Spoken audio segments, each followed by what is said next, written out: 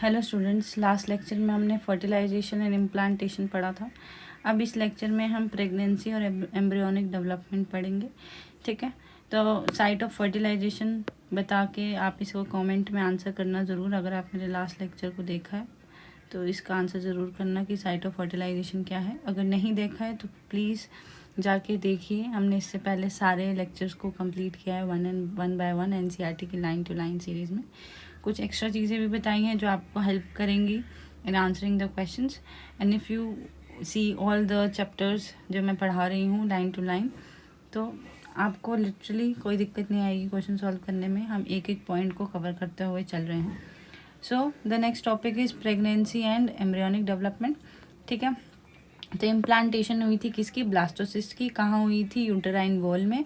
तो इम्प्लांटेशन के बाद जो ब्लास्टोसिस्ट था, ब्लास्टोसिस्ट में जो ये हमने पढ़ा था कि जो बाहर वाली लेयर होती है दिस इज ट्रोफोब्लास्ट, और अंदर में क्या होते हैं, कुछ सेल्स होते हैं जिसको इनर सेल मास बोलते हैं। तो जो बाहर ट्रोफोब्लास्ट होती है उसमें कुछ फिंगर लाइक ऐसे प्रोजेक्शंस निकलती हैं। ठीक है, this finger like projection is known as chorionic villi. ठीक है, तो ट्रोफोब्लास्ट से फिंगर लाइक प्रोजेक्शंस निकलते हैं जिसको हम कोरियोनिक विलाई बोलते हैं। और ये किससे सराउंडेड होता है? यूटेराइन टिश्यू से। किससे सराउंडेड होता है? यूटेराइन टिश्यू से। This is uterine tissue. ठीक है, और मेटर्नल ब्लड और यूटेराइन टिश्यू से सराउंडेड होता है। तो जो कोरियोनिक विलाई है और जो यूटेराइन टिश्यू है वो आपस में ऐसे उंगलियों की तरह फंस जाते हैं, इंटरडिजिटेट हो जाते हैं, और दोनों मिलकर क्या बनाते हैं? Structure and function unit between embryo and maternal body, जिसको हम बोलते हैं प्लेसेंटा। ठीक है, प्लेसेंटा क्या है? एक स्ट्रक्चरल और फंक्शनल यूनिट है।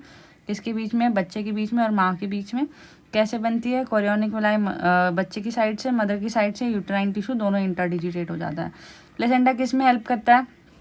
ऑक्सीजन की सप्लाई में। जितने भी न्यूट्रिएंट्स हैं, जितना भी गैसेस है वो प्लेसेंटा से बच्चे में जाएगी, और बच्चे से प्लेसेंटा में क्या आ जाएगा? वेस्ट वगैरह आ जाएगा।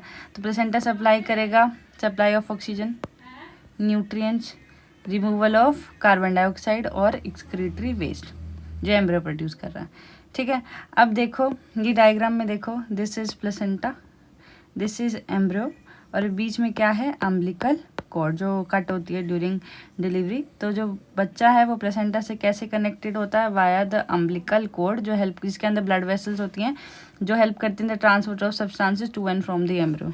यहाँ से न्यूट्रिएंट्स बच्चे में जाते हैं और बच्चे से वेस्ट ऐसे अम्बिलिकल कॉर्ड के थ्रू ऊपर जाता है। प्लेसेंटा एंडोक्राइन टिश्यू की तरह भी काम करता है। Placenta 5th week of pregnancy में बनना शुरू होता है और फुल्ली डेवलप हो जाता है 12th वीक तक। 12th वीक मतलब 3rd मंथ तक फुल्ली डेवलप हो जाता है। उसके बाद ये सारे हॉर्मोन्स प्रोड्यूस कर लेता है जो भी प्रेगनेंसी को सस्टेन करने के लिए चाहिए। Even after that, after 3 months you can even remove the ovary, the pregnancy will sustain. Pregnancy sustain कर जाएगी अगर ओवरी हटा भी दे, क्योंकि इनफ अमाउंट में हॉर्मोन्स निकल रहे हैं। कौन कौन से हॉर्मोन निकलते हैं? Human chorionic, gonadotropin, human placental lactogen, estrogen, progesterone, और साथ साथ ओवरी से भी लेटर फेज ऑफ प्रेगनेंसी में क्या निकलता है? रिलैक्सिन। ओवरी में कौन सा स्ट्रक्चर है जो को निकालता है? वो है कॉर्पस ल्यूटियम, जो ग्राफिन फॉलिकल के रप्चर के बाद बनता है। वो भी क्या रिलीज करता है? Relaxin hormone. ठीक है, तो एक चीज़ याद रखना, जो HCG है, HPL है, रिलैक्सिन है, सिर्फ और सिर्फ वुमेन में प्रोड्यूस होते हैं ड्यूरिंग प्रेगनेंसी, उससे पहले नहीं प्रोड्यूस होते किसी भी फीमेल में। इसके साथ साथ प्रेगनेंसी में दूसरे हार्मोन्स का लेवल भी बढ़ जाता है, जैसे कि estrogen, progesterone, cortisol, thyroxine, prolactin, साथ में ग्रोथ हार्मोन। ये किस लिए बढ़ता है? ताकि मदर की बॉडी में बढ़ जाता है, ताकि ये हार्मोन क्या सपोर्ट कर सके? फीटल ग्रोथ को, जो भी मदर में मेटाबॉलिक चेंजेस हो रहे हैं वो, और प्रेगनेंसी को मेंटेन करके रखे। तो ये क्वेश्चन असर्शन रीजन में आ सकते हैं कि ये बढ़ते हैं किस लिए? For this. इम्प्लांटेशन के बाद जो इनर सेल मास था ब्लास्टोसिस्ट में, इनर सेल मास था वो डिफ्रेंशिएट हो जाता है। जो बाहर वाली जो इनर सेल मास है उससे क्या बनता है? एक्टोडर्म लेयर बनती है, बीच में मीजोडर्म बनती है, और सबसे अंदर वाली एंडोडर्म बनती है। ठीक है, फिर ये अपीयर हो जाएगी। इन 3 लेयर से सारे टिश्यूज और ऑर्गन्स बनते हैं। ये मेंशन करना ज़रूरी है कि इनर सेल मास में क्या होते हैं? स्टेम सेल्स होते हैं। क्या ज़रूरी होते हैं? ये मेंशन करना कि इनर सेल मास में क्या है? स्टेम सेल्स है, जिनके पास पोटेंशियल होते हैं सारे टिश्यूज और ऑर्गन बनाने की। तो अभी तक हमने क्या पढ़ा कि इम्प्लांटेशन के बाद जो ट्रोफोब्लास्ट लेयर है वो कोरियोनिक विलाई बना देता है, जो मदर और के यूटेराइन टिश्यू के साथ इंटरडिजिटेट होकर प्लेसेंटा बना देता है। प्लेसेंटा एक स्ट्रक्चरल फंक्शन यूनिट है between the developing embryo and the mother. ठीक है, उसके बाद प्लेसेंटा हेल्प करता है फूड, ऑक्सीजन, ये सब कुछ ट्रांसपोर्ट करने में, और वेस्ट वगैरह को एक बच्चे से निकाल लेता है। प्लेसेंटा एंडोक्राइन टिश्यू की तरह भी काम करता है, जो HCG, HPL, ईस्ट्रोजन, प्रोजेस्टेरोन निकालता है, और लेटर फेज ऑफ प्रेगनेंसी में रिलैक्सिन निकलता है। ये 3 हार्मोन हैं जो HCG, HPL, रिलैक्सिन सिर्फ और सिर्फ कब निकलते हैं? प्रेगनेंसी के टाइम पे निकलते हैं। दूसरे हार्मोन जैसे कि cortisol, prolactin, thyroxine, estrogen, progesterone, इनका लेवल सेवरल फोल्ड बढ़ जाता है मैटरनल ब्लड में। ये किस लिए ज़रूरी है? ताकि फीटस की ग्रोथ को सपोर्ट किया जा सके, मेंटेन किया जा सके प्रेगनेंसी को, साथ साथ मेटाबॉलिक चेंजेस हैं उनको सपोर्ट किया जा सके। सून आफ्टर दैट जो इम्प्लांटेशन के बाद जो इनर सेल मास है वो किस में डिफ्रेंशिएट हो जाता है? Into 3 layers, ecto and meso endo, जो होती हैं जर्म लेयर्स होती हैं, इससे सारे टिश्यूज बनते हैं। फिर उसके बाद ये भी कहना ज़रूरी है कि जो ICM है उसमें स्टेम सेल्स होते हैं जिनके पास सब कुछ बनाने की पोटेंसी होती है। प्रेगनेंसी लास्ट करती है 9 months which is the gestation period, और इसको हम वीक्स में लिखेंगे तो 36 वीक्स हो जाएगा। ठीक है, उसके बाद 36 to 38 वीक्स ही लेके चलो, इतना ही होता है जेस्टेशन पीरियड। उसके बाद अलग अलग ऑर्गेनिज्म में अलग अलग होता है। डॉग्स में अराउंड ये कुछ दिनों का होता है, 52 से 65 डेज। एलिफेंट में बहुत ज़्यादा होता है, अराउंड 18 मंथ्स। कैट्स में भी अराउंड डॉग जितना ही होता है। ह्यूमन बींग में फर्स्ट मंथ के बाद क्या बन जाता है? हार्ट बन जाता है। तो जो फर्स्ट साइन होता है ग्रोइंग फीटस का वो कैसे सुना जाता है? By listening to the heart beat with the help of stethoscope. तो हम यहाँ साइड में लिखते जाते हैं किस मंथ में क्या हो रहा है। तो 1 मंथ के बाद क्या बन जाता है? मंथ के बाद हार्ट। ठीक है, फिर उसके बाद by the end of second month के एंड पे क्या बन जाता है? लिम्स एंड डिजिट्स, लिम्स और डिजिट्स बन जाते हैं। ठीक है, हो गया। 12th वीक के एंड पे, मतलब 3rd मंथ के एंड पे, फर्स्ट ट्राइमेस्टर भी कह लो, फर्स्ट ट्राइमेस्टर, इसमें क्या बन जाते हैं? मेजर ऑर्गन्स बन जाते हैं। फर्स्ट 3 मंथ्स बहुत क्रूशियल होते हैं, इसमें बहुत ध्यान रखना पड़ता है खाने पीने की चीज़ों का, क्योंकि बहुत सारे ऐसे ड्रग्स हैं जो दवाइयाँ मिलती हैं वो टेराटोजेंस की तरह काम करते हैं। थैलिडोमाइड नाम का ड्रग एज यूज़ किया जाता था to treat the morning sickness, और उसकी वजह से बच्चों को फोकोमेलिया अमेलिया, मतलब उनके हाथ पैर ढंग से डेवलप नहीं हो रहे थे। तो बहुत ध्यान से चीज़ों को खाया जाता है। ठीक है, क्योंकि बच्चे के मेजर ऑर्गन बन रहे हैं, अगर कोई भी ऐसा ड्रग है जो इंटरफेयर करेगा तो बहुत दिक्कत वाली बात हो सकती है। ठीक है, मेजर ऑर्गन जैसे कि लिम्स बन जाएंगे, एक्सटर्नल जेनिटेलिया बन जाएगा। ठीक है, ये सब बन जाएंगे। 3rd वीक के बाद ही एक्सटर्नल जेनिटेलिया बन जाता है। फिर फर्स्ट मूवमेंट और जो बाल आ जाते हैं वो 5th मंथ तक आ जाते हैं। पूछे कि फर्स्ट मूवमेंट कब ऑब्जर्व होती है? 5th मंथ में फर्स्ट मूवमेंट, और सिर पे क्या आ जाते हैं? बाल, हेयर ऑन हेड।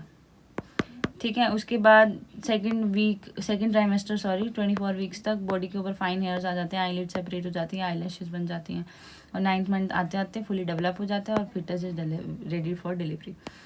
ठीक है, तो इसमें से बस यही है कौन से इवेंट कौन से मंथ में हो रहा है, ये बहुत ईजी सा है, ये तो जल्दी याद हो जाएगा। फिर पार्चुरेशन और लैक्टेशन है। पार्चुरेशन और लैक्टेशन क्या है? पार्चुरेशन होती है डिलीवरी ऑफ द बेबी, और लैक्टेशन होता है the process of feeding the young one, उसको लैक्टेशन बोलेंगे। 9 मंथ्स के बाद, जिसको हम जेस्टेशन पीरियड बोलते हैं, यूट्रस में विग्रस कॉन्ट्रैक्शन होती है। कौन सी वाली लेयर में होगी? मायोमीट्रम में। ठीक है, तो उसको पार्चुरेशन कहते हैं। जो पार्चुरेशन होती है वो कॉम्प्लेक्स न्यूरो एंडोक्राइन मैकेनिज्म है। जो बच्चा है वो थोड़ा सा मूव करता है तो उससे स्ट्रेच रिसेप्टर्स एक्टिवेट होते हैं जो यूट्रस में होते हैं। स्ट्रेच रिसेप्टर्स सिग्नल भेजते हैं। ठीक है, वहाँ हाइपोथैलेमस, पिट्यूटरी, जो हाइपोथैलेमस के हार्मोन थे जो पोस्टीरियर पिट्यूटरी में थे, वहाँ से ऑक्सीटोसिन निकलेगा। ऑक्सीटोसिन आके विग्रस कॉन्ट्रैक्शंस कराता है। ठीक है, अब ये जो कॉन्ट्रैक्शन जितनी ज़्यादा होगी वो उतना पॉजिटिव फीडबैक देगा। तो जितना ऑक्सीटोसिन निकले, जितना ऑक्सीटोसिन उतनी कॉन्ट्रैक्शन, उतना ही पॉजिटिव फीडबैक, उतनी कॉन्ट्रैक्शन। तो कॉन्ट्रैक्शन चलती रहती है जब तक बच्चा एक्सपेल आउट ना हो जाए। ठीक है, देखो इसमें क्या होता है? पार्चुरेशन क्या है? कॉम्प्लेक्स याद रखना है, न्यूरो एंडोक्राइन मैकेनिज्म है। सिग्नल्स कहाँ से जनरेट होते हैं पार्चुरेशन के? This is also worth remembering, क्योंकि बहुत क्वेश्चन आते हैं। डेवलप फीटस से और प्लेसेंटा से निकलते हैं।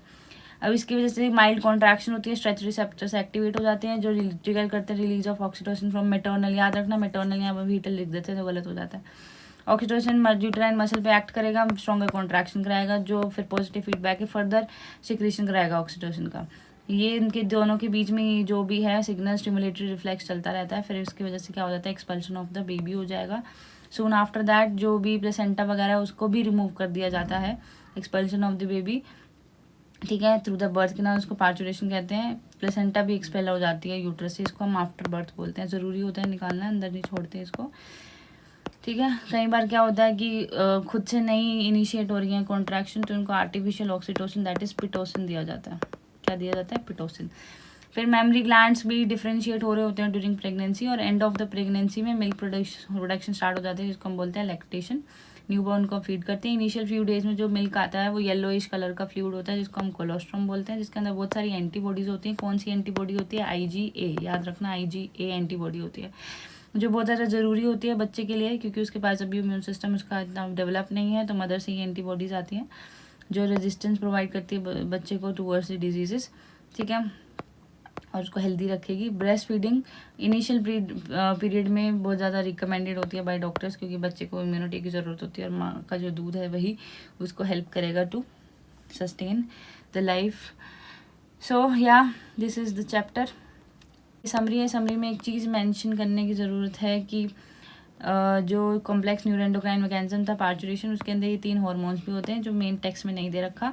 कौन कौन से? Cortisol, estrogen and oxytocin. तो please take a note of it. Next class में हम नेक्स्ट चैप्टर स्टार्ट करेंगे, ठीक है। एक बार यहाँ क्वेश्चंस भी कर लें, कितनी देर लगेगी। Human reproduce sexually, humans are viviparous, fertilization is internal, male and female gametes are haploid, haploid ही होते हैं। जाइगोट क्या बनता है? 2 गैमेट्स के फ्यूजन से बनता है। एन तो क्या बन जाता है वो? 2n। This is diploid. The process of release of ovum from mature follicle is known as ovulation. Ovulation is induced by a hormone LH. The fusion of male and female gamete is called fertilization, right? Fertilization take place in ampulla. Zygote divides to form dash blastocyst जो implant हो जाएगा. The structure which provide vascular connection between the pairs, that is placenta. Label diagram आगे से देख लो, ये भी देख सकते हो। टेस्टिस और ओवरी की मेजर फंक्शन यही है, गैमेट्स बनाना, हार्मोन्स बनाना, और जो भी जितने भी सेकेंडरी एसेसरी डक्ट्स हैं, ऑर्गन्स हैं, उनको डेवलप करके मेंटेन करके रखना। स्ट्रक्चर आप ऊपर से देख के बना देना। स्पर्मेटोजेनेसिस हमने पढ़ी ली है। स्पर्मियोजेनेसिस और स्पर्मिएशन में डिफरेंस भी हमने देखा था। स्पर्मियोजेनेसिस क्या होती है? जिसमें स्पर्मेटोजोआ में कन्वर्ट होते हैं। Spermiation is a release of sperm from the Sertoli cells. Diagram भी हमने देख लिया था, सब कुछ पढ़ रखा है। ट्रू फॉल्स करते हैं, आ जाओ। True, false. Androgens are produced by Sertoli cells. No, it is produced by Leydig cells. So answer is false. Spermatozoa nutrition Sertoli cells से लेते हैं. Yes. Leydig cells are found in ovary. No, it is present in the male reproductive system, not in female. तो false हो जाएगा. Leydig cell synthesis. Yes. Oogenesis takes place in corpus luteum. No, वो तो वो बनता है जब graphene follicle rupture होने के बाद सेकेंडरी oocyte निकल जाता है. This is false. Menstrual cycle ceases during pregnancy. Yes, true. सारे इवेंट्स रुक जाते हैं. Presence and absence of hymen is not a reliable indicator. True, obviously, क्योंकि और रीजंस की वजह से भी ये टूट सकता है. मेंस्ट्रुअल साइकिल, ये सब कुछ हमने पढ़ लिया है. How many eggs do you think are release by the ovary of a female dog which give to birth to 6 puppies? कितने एग्स निकले होंगे?